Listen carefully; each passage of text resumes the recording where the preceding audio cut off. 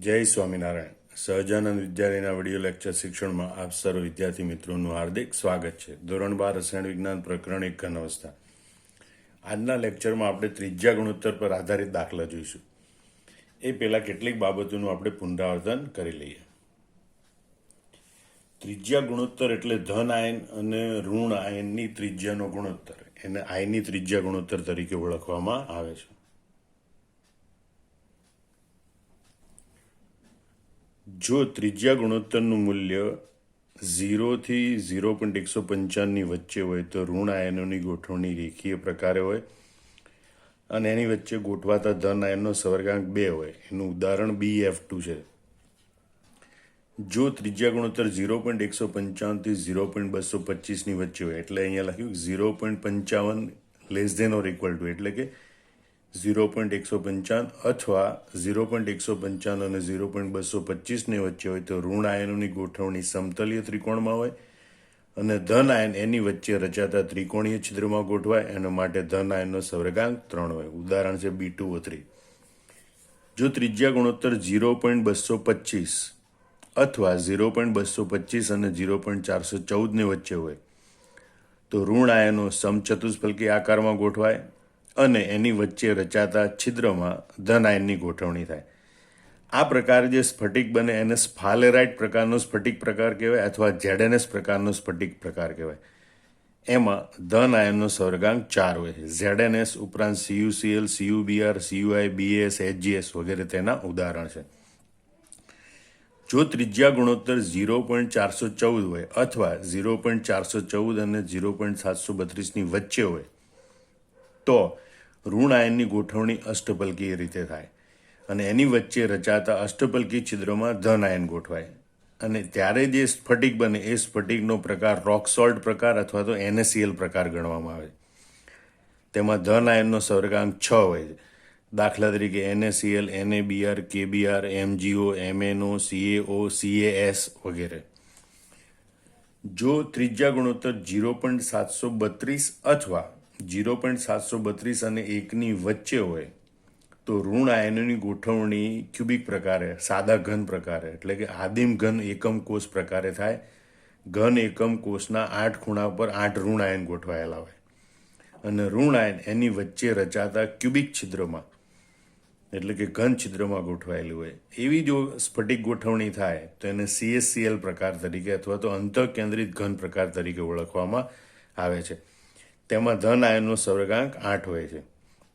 CSCl ઉદાહરણ CSI, CSBr, TLBr, TLI.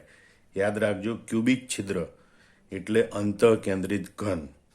હવે આપણે આના ઉપર આધારિત કેટલા દાખલા ગણવાનો પ્રયત્ન કરીએ.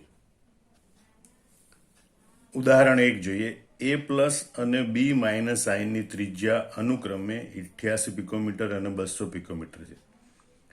તો આયની સંયોજન AB માં A+ નો સવર્ગાંક કેટલો હોઈ શકે?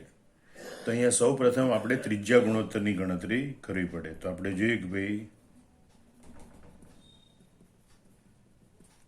ત્રિજ્યા ગુણોત્તર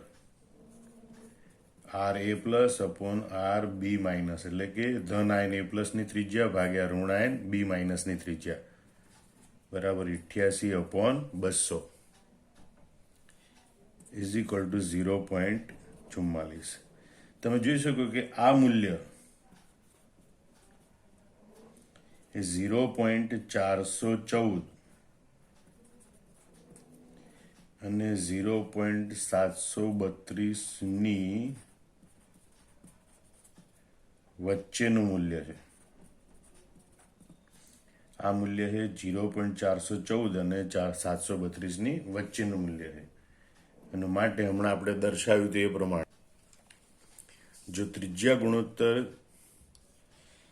0.414 થી 0.732 ની વચ્ચે ધન આયન અષ્ટપલકી છિદ્રમાં ગોઠવાય અને સવર્ગાંક 6 હોય. એટલે આપણે જોઈ શકીએ કે ધન આયન છે એ અષ્ટપલકી છિદ્રમાં ગોઠવાશે અને સવર્ગાંક 6 હશે. ઉદાહરણ 2. Br- આયન ક્યુબિક ક્લોઝ પેકિંગમાં ગોઠવાયેલ છે. Br- આયનની ત્રિજ્યા 195 પિકોમીટર છે. તો તેમની વચ્ચે રચાતા ચતુષ્ફલકી છિદ્રમાં મહત્તમ કેટલી ત્રિજ્યા ધરાવતો ધન આયન ગોઠવાઈ શકે? એ પ્લસ આયનની ત્રિજ્યા 82 પિકોમીટર છે, તો શું એ પ્લસ આયન અષ્ટફલકી છિદ્રમાં ગોઠવાઈને a plus BR minus ion બનાવી શકશે? પ્રથમ આપણે પહેલા પ્રશ્નનો જવાબ આપીએ કે ભાઈ ચતુષ્ફલકી છિદ્રમાં મહત્તમ કેટલી ત્રિજ્યા ધરાવતો ધન આયન ગોઠવાઈ શકે? તો આપણે જાણીએ છીએ કે ભાઈ ચતુષ્ફલકીય છિદ્ર માટે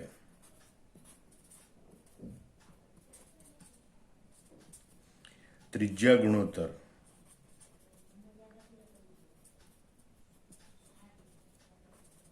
R plus upon r minus બરાબર 0.225 હોય છે. ચતુષ્ફલકી છિદ્ર માટે ત્રિજ્યા ગુણોત્તર r plus upon r minus બરાબર 0.25 હોય છે. અહીંયા ઋણ આયન એટલે કે બીઆર માઇનસની ત્રિજ્યા 195 છે, એની કિંમત આપણે મૂકી દઈએ, માટે આર પ્લસ અપોન 195 બરાબર 0.225, માટે આર પ્લસ બરાબર 0.225 ગુણ્યા 195, અને માટે આર પ્લસ બરાબર 0.4205 સોરી 48.875 48.875 પિકોમીટર. મતલબ કે ચતુષ્ફલકી છિદ્રમાં ગોઠવાતા ધન આયનની ત્રિજ્યા 48.875 પિકોમીટર હશે. હવે આપણે બીજા પ્રશ્નનો જવાબ આપવાનો પ્રયત્ન કરીએ કે જો ધન આયનની ત્રિજ્યા 82 પિકોમીટર હોય તો આપણે ફરીથી ત્રિજ્યા ગુણોત્તર શોધીએ. ત્રિજ્યા ગુણોત્તર r a plus upon r b r minus. હવે એ પ્લસની ત્રિજ્યા 82 પિકોમીટર છે અને બીઆર માઇનસની ત્રિજ્યા 195 છે, અને એ બંનેનો ગુણોત્તર આવે છે 0.4205. હવે આ જે ત્રિજ્યા ગુણોત્તરનું મૂલ્ય છે એ 0.414 થી 0.732ની વચ્ચેનું છે. એટલે આપણે કહી શકીએ કે આ મૂલ્ય 0.414 થી 0.732ની વચ્ચેનું મૂલ્ય છે, અને માટે એ પ્લસ આયન અષ્ટફલકીય છિદ્રમાં ગોઠવાઈને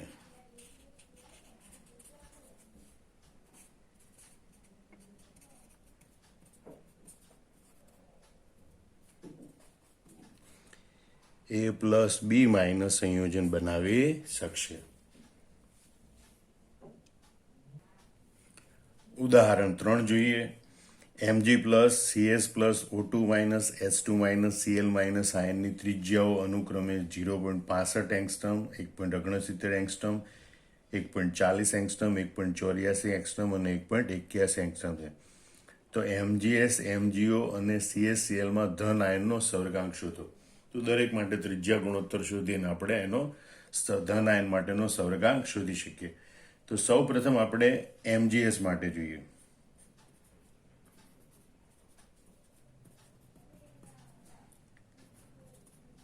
ત્રિજ્યા ગુણોત્તર RMg2 plus upon RS2 minus. Mg2 પ્લસની ત્રિજ્યા છે 0.65 એંગસ્ટ્રોમ અને S2 માઇનસ એની ત્રિજ્યા છે 1.84 એંગસ્ટ્રોમ. આ બંનેનો ત્રિજ્યા ગુણોત્તર આવે છે 0.353.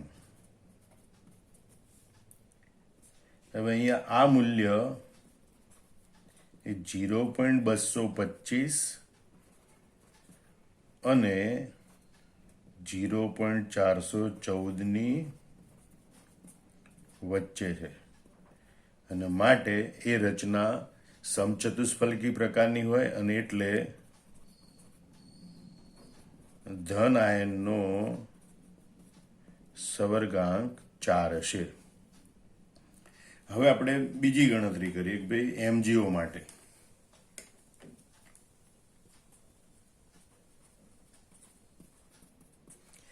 એના માટે ત્રિજ્યા ગુણોત્તર જોઈએ આપણે Rmg2+/R O2- બરાબર.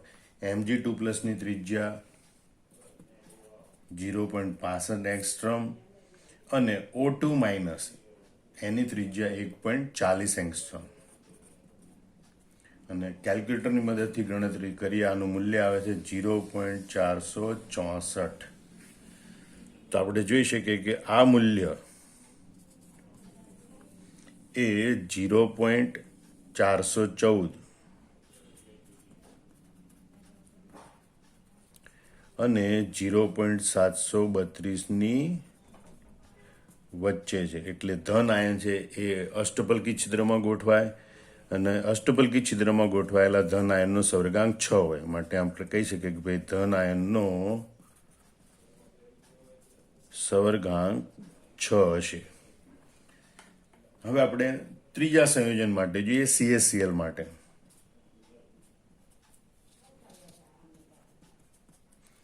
ત્રિજ્યા ગુણોત્તર RCS પ્લસ ધન આયનની ત્રિજ્યા અપોન RCl માઇનસ ઋણ આયનની ત્રિજ્યા. CS પ્લસ આયનની ત્રિજ્યા છે 1.69 એંગસ્ટ્રોમ. ઋણ આયન Cl માઇનસની ત્રિજ્યા છે 1.81 એંગસ્ટ્રોમ. અને એનો ત્રિજ્યા ગુણોત્તર આવે છે 0.934. હવે આપણે જોઈએ કે ભાઈ આ મૂલ્ય એ 0.732 અને 1.0ની વચ્ચેનું છે. એનો મતલબ આમ થાય કે ધન આયન એ ક્યુબિક છિદ્ર એટલે કે ઘન છિદ્રમાં ગોઠવાશે, અને જો ધન આયન ઘન છિદ્રમાં ગોઠવાય તો ધન આયનનો સવર્ગાંક 8 હશે. આમ અહીંયા આ રચનામાં ધન આયનનો સવર્ગાંક 8 હશે. ઉદાહરણ 4. આયનીય સંયોજન AX-માં A પ્લસ આયનની ત્રિજ્યા 95 પિકોમીટર છે અને X માઇનસ આયનની ત્રિજ્યા 181 પિકોમીટર છે. તો સંયોજનની સ્ફટિક રચનાનો પ્રકાર અને સવર્ગાંક જણાવો. અહીંયા પણ સૌ પ્રથમ આપણે ત્રિજ્યા ગુણોત્તર ગણીશું.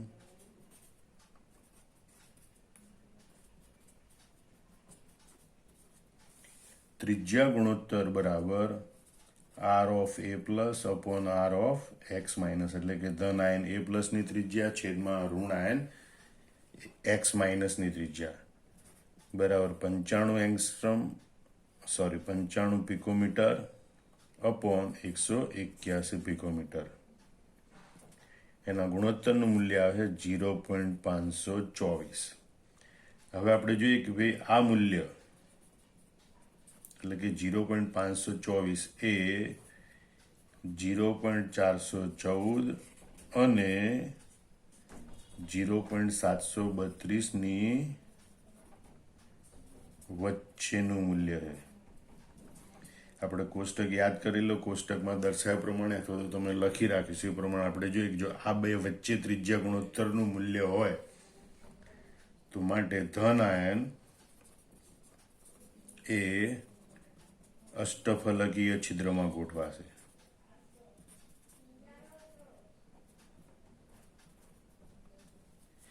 અને માટે ધન આયનનો સવર્ગાંક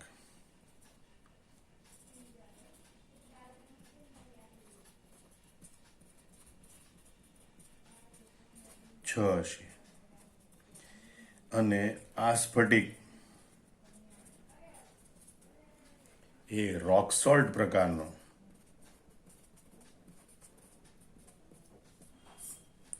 એટલે કે બીજી રીતે કહીએ તો એ NaCl પ્રકારનો હશે.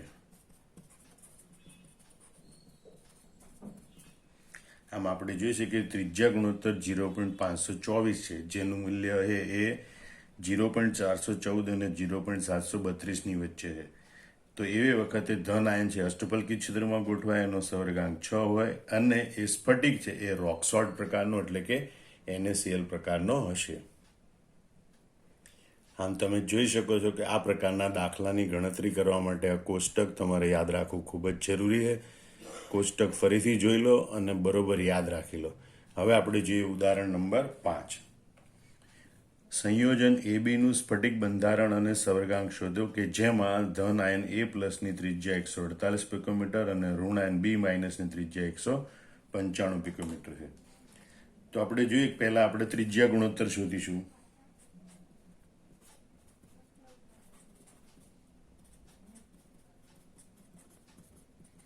ત્રિજ્યા ગુણોત્તર RA+/RB-. A+ની ત્રિજ્યા છે 148 પિકોમીટર અને B-ની ત્રિજ્યા છે 195 પિકોમીટર અને એનો જવાબ આવશે 0.76. જે ત્રિજ્યા ગુણોત્તર છે એ ગુણોત્તર છે માટે એને કોઈ એકમ હોતો નથી. હવે આ મૂલ્ય 0.732 અને 1.0ની વચ્ચેનું છે, જેમ દર્શાવે છે કે ધન આયન એ ક્યુબિક છિદ્ર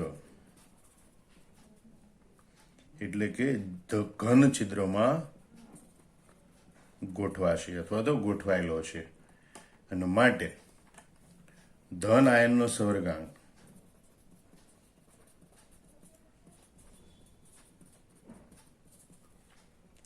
8 હશે અને માટે આ સંયોજનનો સ્ફટિક પ્રકાર એ અંતઃકેન્દ્રિત ઘન અથવા કહેવાય કે CaCl પ્રકાર હશે.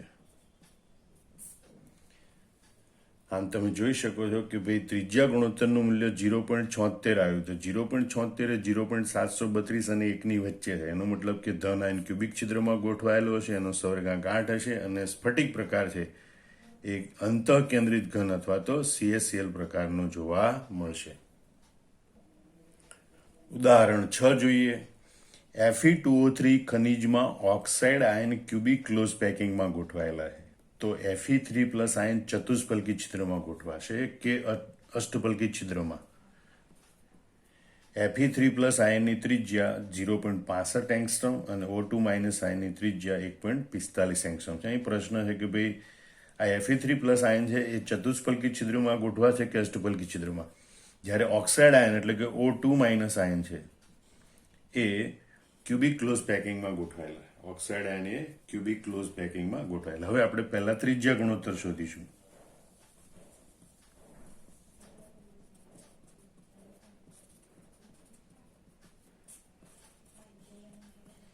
Fe3+ અને O2- આયનની ત્રિજ્યાનો ગુણોત્તર. Fe3+ આયનની ત્રિજ્યા 0.65 એંગસ્ટ્રોમ અને O2- આયનની ત્રિજ્યા 1.45 એંગસ્ટ્રોમ છે, જેનો ત્રિજ્યા ગુણોત્તર આવે 0.448. હવે આપણે જાણીએ કે આ મૂલ્ય 0.414 અને 0.732ની વચ્ચે છે અને માટે Fe3+ આયન એ CCP રચનાના એટલે કે O2- આયન CCP રચનામાં ગોઠવાયેલું. તો CCP રચનાના અષ્ટફલકીય છિદ્રમાં ગોઠવાશે. CCP રચનામાં બંને પ્રકારના છિદ્રો હોય, ચતુષ્ફલકી છિદ્ર પણ હોય અને અષ્ટફલકી છિદ્ર. અહીંયા ધન આયન અને ઋણ આયનની ત્રિજ્યા ગુણોત્તર 0.448 મળે, જે 0.414 અને 0.732ની વચ્ચે છે અને માટે Fe3+ ધન આયન છે એ અષ્ટફલકી છિદ્રોમાં ગોઠવાશે. આમાં બધા દાખલા જોયા, કોષ્ટક યાદ રાખી અને બધા દાખલા પણ ગણવાના. આ બધા દાખલા આપેલા છે એ મોટા ભાગે JEE, NEET, ગુજસેટમાં MCQ સ્વરૂપે પૂછાય છે. એટલે એ દ્રષ્ટિએ પણ આ લેક્ચર ખૂબ મહત્વનો છે. બધા દાખલાની રકમ લખી નાખવાની અને પછી દાખલા જાતે ગણવાના. જય સ્વામિનારાયણ.